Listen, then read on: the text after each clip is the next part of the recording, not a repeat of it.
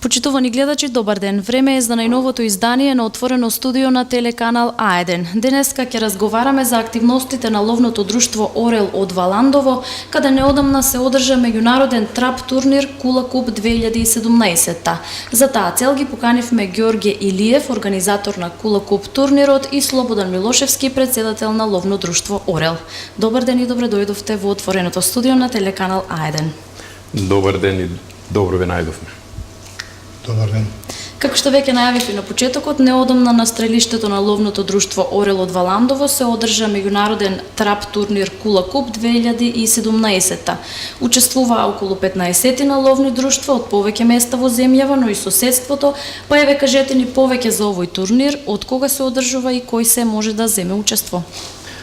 Па еве вака, овој турнир се одржува од 1990 година. Во кое време бев јас председател на ловното друштво. Првите почетоци се од 90 година. Тогаш почнавме како аматери кои не знаевме ништо за овој спорт, но полека со годините се надградувавме така да во денешни денови добиваме доста награди и овој спорт е најмногу развиен во овој дел од Македонија, во југоисточниот дел. Друштвото од Радовиш, Струмица, Валандово, до Валандово, Гевгелија, Малку, значи тука се практикува овој спорт, стрелање на летачки мети, трап.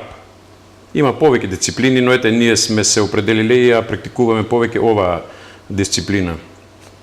Од 90 година почнавме, тогаш беа почетоците и Струмица, Радовиш беше пред нас во оваа дисциплина, они имаат добри стрелци. Кај нив беше и селекторот на македонската репрезентација, сега веќе е ветеран, наш добар пријател Коста Поцков, и го замоливме тој дојде на првиот наш турнир, тој го отвори, почнавме со него и така да за сите овие години тој е со нас и сите млади кои почнуваат со овој спорт се трудат да ги надминат оние првите кои се во овој спорт и постигнуваат добри резултати. Така, кога е основано ловното друштво Орел од Валандово, како, на чија иницијатива и со каква цел? Па е вака, ловното друштво е основано 47 година, кога во повеќе реони од државата се основават такви ловачки здруженија за лов, без риболов како што е во Бугарија, кај нас беше само ловот во ловните здруженија, и првите почетоци се од 47 година. И Валандовското друштво е тогаш формирано. За 50 години има издадена една монографија, сега за 70 години се подготвува друга. Председателот на подружницата може да ви каже повеќе. Така. Кажете ни еве од колку членови се состои друштвото, примате ли нови и како функционирате? Па така, друштвото се состои од 200 до 300 членови. Во последно време се многу тешко доаѓаат нови ловци, поради тоа што законот за ловство претрпе доста измени и сега тешко е да стане лоџија, треба да исполнуваат многу услови кои се ригорозни, меѓу кои треба да не биде осудуван полиција, треба да полага балистика, така да доста се тешко се доаѓа до... Тоа значи дека сега да станеш ловџија, треба да дадеш повеќе пари за да дојдеш до правото, да имаш право да набавиш оружје. Значи мора да си член на ловно друштво, мора да полагаш ловачки испит, мора, што рече колегата, да имаш балистика положено, мора да си државјанин на Република Македонија. Треба социјално да имаш документ дека твојата положба е во ред и можеш да се бавиш со овој спорт, затоа што овој спорт е аристократски. Не е да може да се бават баш секој со него. Не може некој кој прима социјална помош, а да биде ловец. И така да, додека се дојде до тоа уверение за набавка на ловечко оружје, Бога ми добро ќе се исплати секој член. И некој на пола се откажуваат. Така. Кои се правата и обврските на членовите? Па е вака, правата и обврските. Права ние се помалку им даваме на ловците, затоа што некои може знаат и да ги злоупотребат. Али си имат, како имат обврски, така имат и права. Сите членови на ловните друштва, значи, штом плати, штом стана член, добие дозвола за носење и поседување оружје, добие дозвола за лов, тој е веќе член на ловното друштво со плаќање на редовна членарина. Со тоа право тој има можност да на терените на концесионерот во кој тој има платено членарина да излегува во деновите кои концесионерот ќе ги одреди за лов. Тоа обично се викендите, сабота, недела и државни празници. Некои ловни друштва кои имат по ловно-стопанските основи повеќе лов, може да дадат и некој ден повеќе за лов. Но обично се тие денови. И тие права тој ги користи со тоа, а обврски се дека секој ловец е должен да за ловното друштво одработува по неколку дена годишно. Дали тоа ќе биде во хајки, дали во работни акции или било што друго за потреба на ловното друштво. Кажете ни како се подготвувате за ваквите турнири на кои што учествувате? Па овие турнири сега е малку потешко. Сега учествуваме речиси од турнир на турнир. Многу тоа зависи од имотната состојба на надпреверувачите. Ако позади надпреверувачите стои некое здружение друго кој може да нешто финансира од дел од средствата кои треба да се потрошат, тогаш може би да се прават и тренинзи по овие стрелишта кои ги имаме, кои се уште не се стрелишта на тоа ниво кој треба да бидат. А иначе ние во Македонија имаме и такво имавме во Скопје едно стрелиште за трап со 15 машини, со 5 пукачки места. Сега такво исто стрелиште кој е модернизирано со 15 роботи има во Богданци. А иначе ние пукаме сега повеќе кај нас се мемориални турнири и турнири по ловните друштва и секој си пука во ловното друштво. Така да, иако не се по сите стандарди, ние се трудиме да бидат 100% безбедни за ловците и за тие кои ги пуштат глинените голови од бункерот. Да позборуваме малку повеќе за вашите учества на турнирите, наградите кои досега сте ги усвоили, искуствата кои сте ги стекнале, соработката со други ловни друштва, не само од земјава и од странства.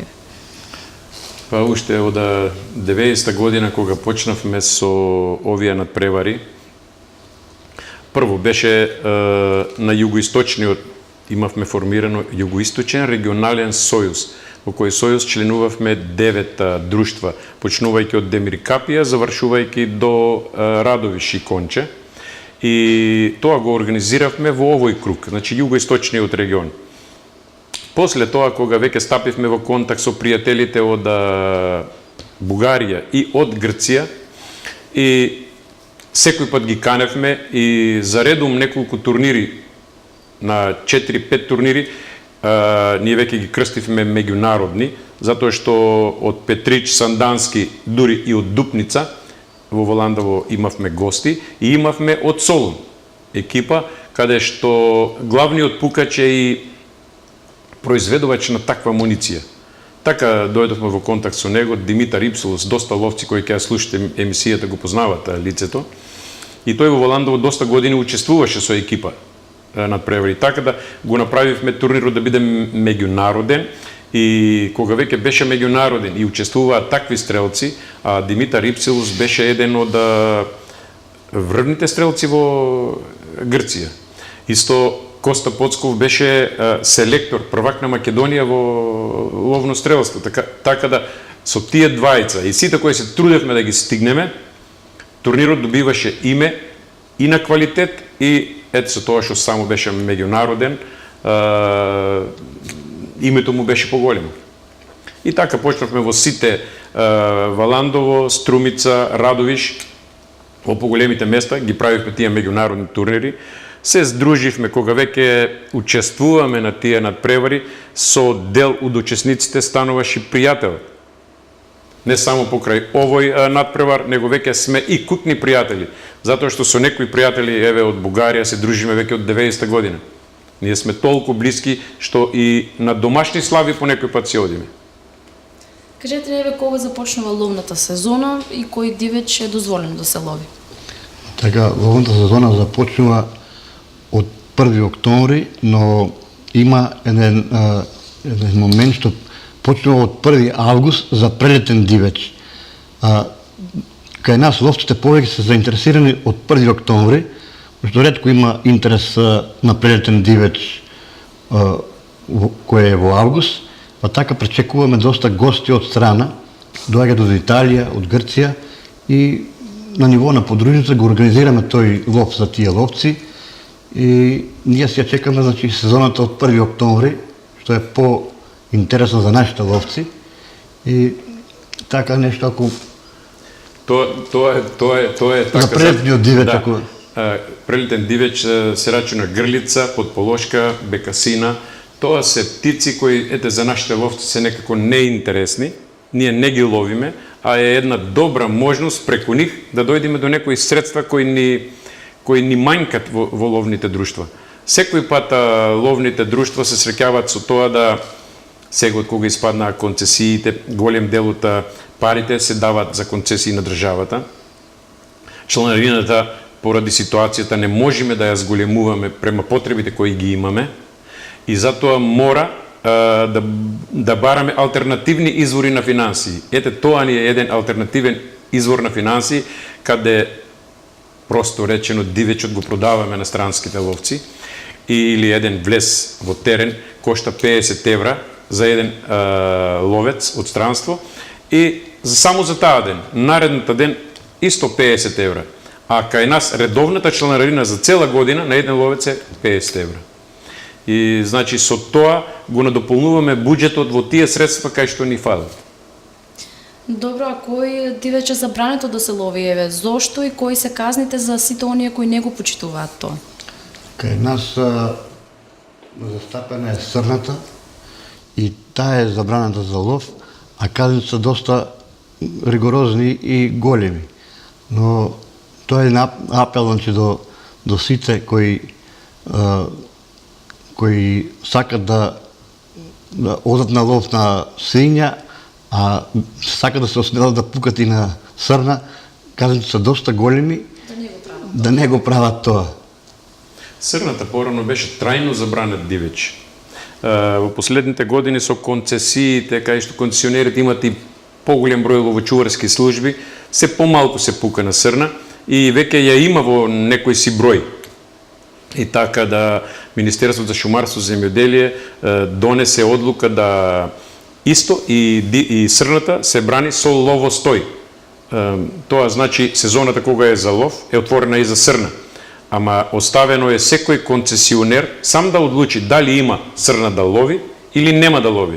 Сега кај нас во Валандово е недозволено да се лови срна во овој регион, во југоисточниот регион.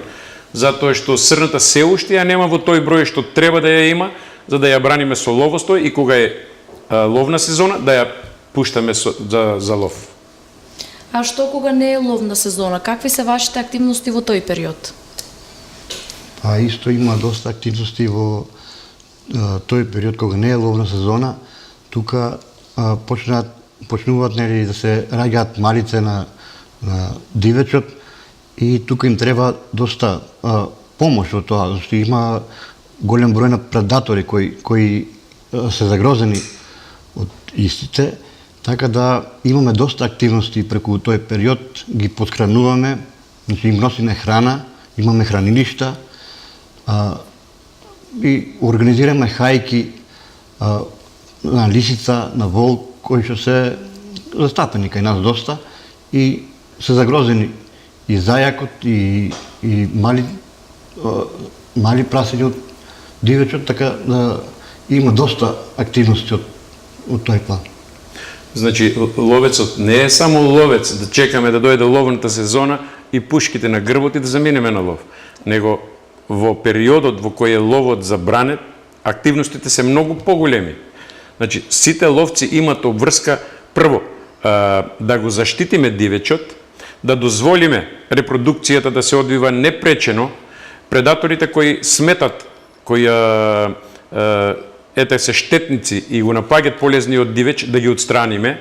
Тоа значи во едно ловиште за ситен дивеч. Ловиште за ситен дивеч е ловиште каде се лови јаребица, фазан, зајак. А додека другите ловишта ни се поделени на крупен и на ситен дивеч. И во овоа ловиште, ако сите предатори ги исчистиме, тоа значи дека 400 до 500% популацијата на полезниот дивеч ќе се зголеми. Тука спаѓаат кучиња, мачки, скитници, чавки, свраки, врани, лисици, куни кои се забранени, значи кои се штетници. Тоа значи 400 до 500% се зголемува популацијата на полезниот дивеч ако тие ги нема. Еве само една ќе ви спомнам мерка. Во Валандовско поле, кога бев председател од 90-та тамо до 94-та и 4 мандата бев, по 4 години 16, но една година порано напуштив. Свраките беа многу намножени во Валандовско поле. Покрај секоја фарма или покрај секоја имање каде имаше свињи, кокошки, каде се гледа, имаше многу од тие свраките. Свраката е толку голем штетник што додека она одгледа едно седело од нивниот прираст, таа уништи 3 седела на јарбици. Таа уништи секој пар од свраки, значи уништи 3 мали зајчиња. Значи, тоа е докажено, таа е статистика. И кога ние почнавме многу рано, тие година и 2, уште кога несат јајца, ние јајцата им ги зимавме. Нека големите останат, ама да не извадат прираст. И популацијата на полезниот дивеч во полето беше феноменално голема. Дали за да ловите е потребно да се има дозвола, каква и од каде се добива? Многу јасно, за секој лов треба да се извади дневна дозвола. Тоа, значи, секој ловно друштво си го има регулирано на кој начин се вадат тие дневни дозволи и на некои места се плаќат, на некои места се слободен влез, значи со самата членарина добиваш право да ловиш во одредени денови, кога е тоа регулирано со законот за ловство. Така да, значи, секој ловец мора да има уредно членска книжка прво од ловното друштво и ловна дозвола за тој ден што оди да лови. Тоа е. Колку често се соочувате со вакви случаи кога еве се лови дивеч што е забранет и дали можеби некој од вашето членство досега го прекршил тоа правило, да кажеме? Ова е малку незгодно прашање. Еве вака види, нема ловец кој може да ја задржи својата страст кога некој пат, кога цела годината не видел дивеч, не пукал на ништо и сега пред него наеднаш излегува дивеч кој е забранет за одстрел. Многу ретко се тие кои ќе се воздржи да не пука. Али ги има и такви. Тоа е така наследено од генерациите кои беа пред нас, кои пукаа на се и се што ќе излезе, кои не водеа сметка дека треба и нашите деца кои ќе станат ловци да видат дека некој пат на овој терен имало таков дивеч и денеска се уште го има. Сега, ние со тие мерки малку ги плашиме ловците, малку навистина поднесуваме по некој пат и некоја пријава, иако можеби на крај пак ја повлечеме, да створиме, важно е и ние сакаме да створиме култура дека ловците да знаат дека денеска не го ловиме овој дивеч, ама утре може ќе го има доволно и секој ќе има дозвола да отстрели и он по една од тој дивеч кој денеска не го ловиме. Ете сега, например, дивата свиња во овие години некако е пренамножена. Не да е пренамножена, него ја има доволно за секоја група која оди на свиње да може да отстрели свиња. Така да покрај тие свињи излегуваат стално и срни. Има наши колеги кои пукат, дека ние ги криеме, дека ги караме, али ете избегаваме да поднесиме некоја пријава затоа што казните се многу големи. Вие спомнавте и на почетокот за тоа кои се видови на дивеч се застапени кај нас, но еве не само во Валандовскиот регион, општо на југоистокот, кои видови на дивеч се застапени, каква е нивната застапеност и колку еве можат тие да бидат опасни за луѓето? Ѓорѓе, ти имаш повеќе искуство околу тоа, на повеќе терени лиш на лов? Па е вака. Дивечот кој го имаме ние, зајакот го има насекаде. Ние зајакот го имаме, го ловиме. Јарбица полка, јарбица камењарка. Кај нас, додека ја има на некое завидно ниво, додека во многу друштва е многу ретка. Кај нас јарбица полка не се лови, но ја има. Колку ја имаме, толку. Камењарката ја имаме повеќе, можеме од неа странските ловци да ја искористиме за нешто. Тука спаѓа сега срната, тука е дивата свиња, од овој вид на дивеч кој е полезен, додека од штетниот ги има лисица, има волк, сега во последно време во експанзија е чакалот, не знам дали знаеш што е тоа чакал, нешто слично помеѓу лисица и волк. Ги има кунада ние викаме, на теренот кои ние ги ловиме. Тоа е поважниот дивеч кој го има. Иначе има и подполошка, има и грлица, има и бекасина, тоа се тие пилиња кои имат долги чопки, ги имат 4-5 врсти и странците се по нив залудеени. Така, имаат ли еве ловџиите некој посебен ритуал, да речеме некоја навика, нешто што го правите за среќа, за да имате успешен лов? Може, повеќе од групите немат, додека знам некои дека имат. Исто и јас практикувам, например, кога ги гледаме емисиите од Европа, кога ловат, кога ќе застрелат некој дивеч, како постапуваат, тоа правило полека навлегува и во нашите редови, така да ние дивата свиња од природа ја земаме. При отстрелот на таква дива свиња, ете сега практикуваме, кршиме гранче од природа, му ставаме во уста да го сликаме, тоа значи дека од природата сме ја зеле. Ете да не ни се љути природата дека ги чистиме дивите свињи, ние не сме, што сите викат дека ловците се месари, не е баш така. Но ете, тој е еден мал ритуал кој даваме почит на дивата свиња. Сега има разни ловци кои сакат на разни начини да се сликат. Јас знам една слика од порано, од другарот Тито, што ние го викаме, кога е сликан на еден негов отстрелен лов со ногата на него. Јас знам дека цел свет му замери за таа слика. Значи, дивечот е да го почитуваме, а не да го понижуваме, дури тогаш кога е мртов. Не личи ловец да се слика на дивата свиња седнат, не личи ногата да е врз неа, да мека сега јас еве поголем сум од тебе. Тоа. Сте имали ли досега некое непријатно искуство при лов на некој дивеч? Дали можеби сте били нападнати од некое диво животно? Јас да. Колегата не знам. До сега не сум имал тако нешто. Јас да, на повеќе пати. Јас уште од почетокот сум ловец на дива свиња. Не одам на ситен дивеч, на зајак, јаревица, тоа никој пат не сум практикувал. Но средбите со дивата свиња се интересни. Ако сакате една да ви... Може, да, слободно. Па е вака, како млад ловец, тоа е уште првата година. Старите ловци викат дека дивата свиња е ваква, дивата свиња е таква, толку е опасна. Точно дивата свиња кога ќе се најде загрозена, таа напаѓа. Се брани. Го напаѓа ловецот. И ние сме сега на една, ние велиме пусија, чекаме. Загарите го носат ловот. Пред мене е мој чичко, поради кој станав ловџија. И јас велам дека готово сега свињата оди на него, нема што. Јас излевам од пусијата, застанувам на патот и гледам кај него, тој ми маа рака, вели, држи, иде кај тебе. И иде свињата кај мене, јас ја пуштам, ми дојде поблиску, иде блиску, таа и мене ме одминува, а над мене е брат ми. И имаме и радиостаници, му велам, ајде чеки, иде кај тебе, сега јас ќе пукам еднаш за да може да излезе право кај тебе. Јас пукам на неа, она низ многу дрва оди, пукам еднаш на неа и таа пап застанува, ме гледа кај стоам на патот и кренува директно на мене.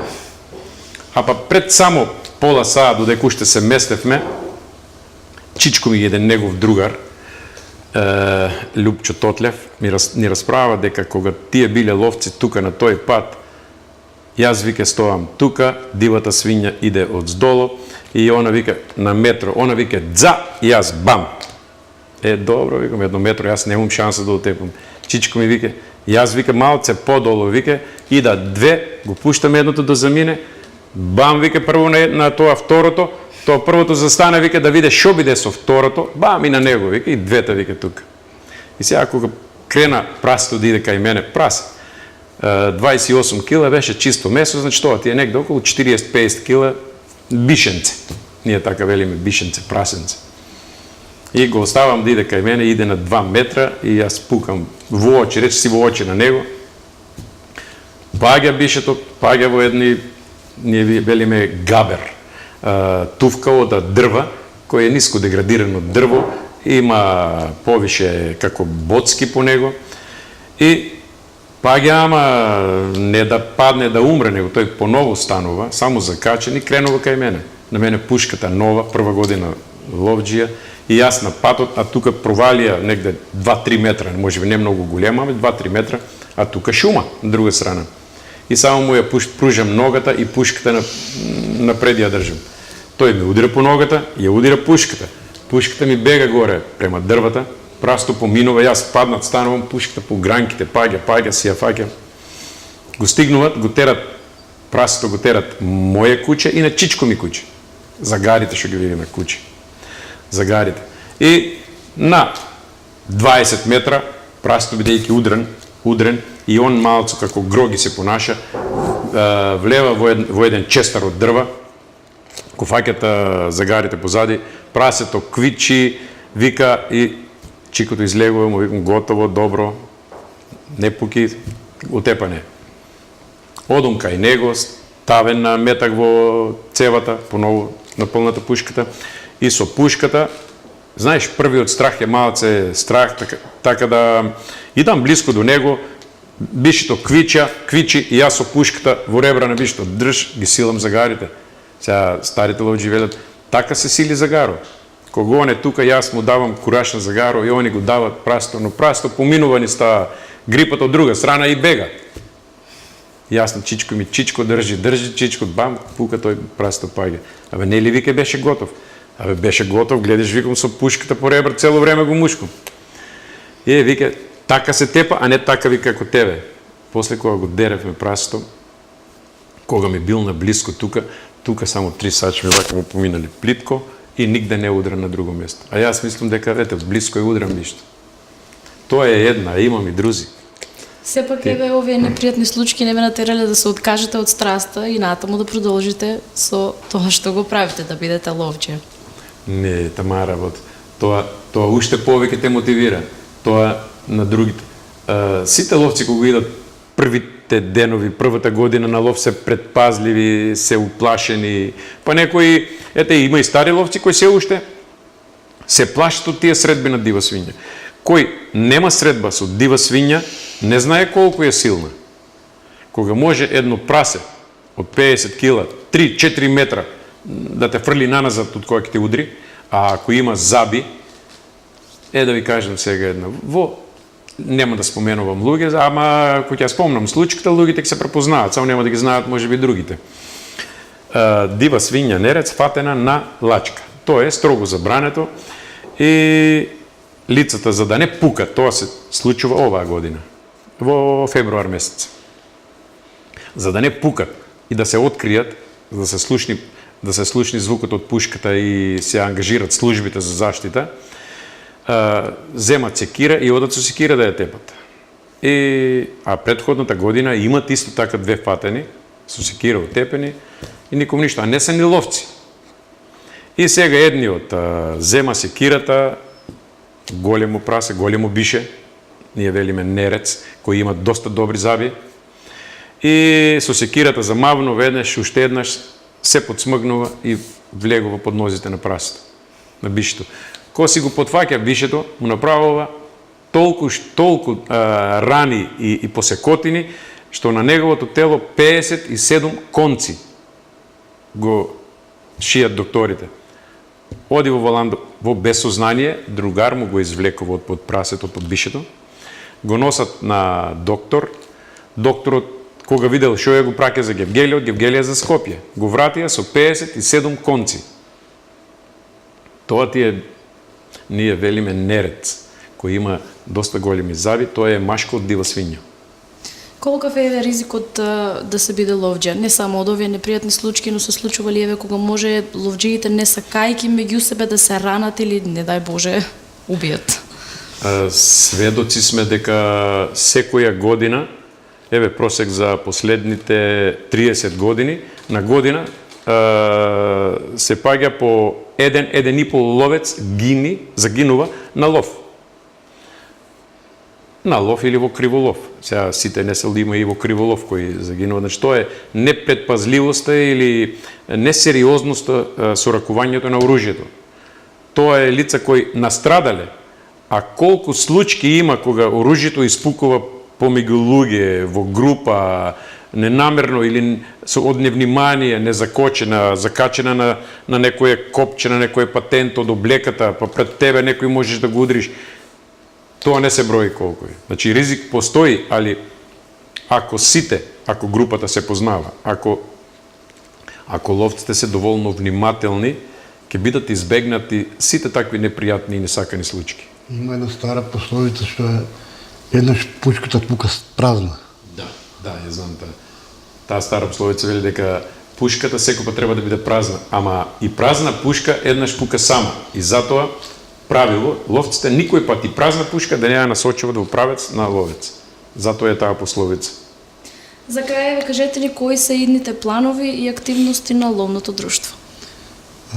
Така до сега имаме реализирано доста и за оваа година мислиме да се обрнеме малку повеќе внимание на теренот кај што го одржуваме турнирот, да ја поправиме таа кугичка, бидејќи таа е во наше владение на ловното друштво и имаме планови да ја дотераме убаво со сите правила и прописи што доликуваат на едно ловно друштво за одржување на меѓународен турнир. И таму ни се обрне сите активности, па мислам дека ќе ги завршиме оваа година.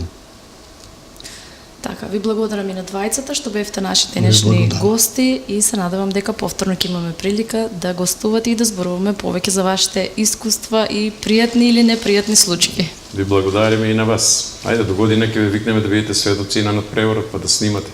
Да ги снимате и гостите кои ќе дојдат од Грција, од Бугарија. Секако. Така ви благодарам. Почитувани гледачи, ви благодарам за вниманието со кое секогаш не следите. Останете со програмата на телеканал А1 и имајте пријатен ден.